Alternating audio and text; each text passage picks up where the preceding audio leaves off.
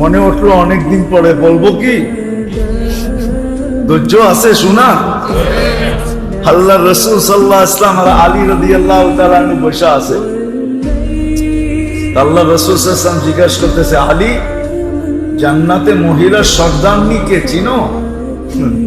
তো হাসি দিয়া মাথা নিচে করে বলতেছে, ওটা তো আমার বাড়িতে। আমার মহিলার সর্দারনিকে? ফাতেমা রাদিয়াল্লাহু তাআলা আনহা, ওটা তো ওনার বাড়িতে না?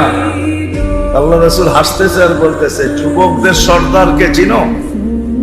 হাসতেছে, বলতেছি, ইয়া রাসূলুল্লাহ, ওটাও তো আমার বাড়িতে। এই সময় দুইজন আসতেছে, আবু বকর আর ওমর রাদিয়াল্লাহু তাআলা আনহুমা আসতেছে। আল্লাহ রাসূল বলতেছে, আমার উম্মতের বয়স্কদের সর্দারকে চিনো? এখন চুপ হয়ে গেছে, এটা তো বলতে পারি না। তো দুইজন যখন কাছে আসছে, আল্লাহ রসুল বলতেছে, এই দুইজন আমার বয়স্ক উম্মতের সর্দার। কিয়ামতের দিন এদের হাতে ঝান্ডা থাকবে বয়স্ক উম্মতের। তো ওনারা দুইজনও শুনছেন, ইশারাও দেখছেন, মুখের কথাও শুনছেন। তো খুশিতে আটখানা হয়ে গেছে।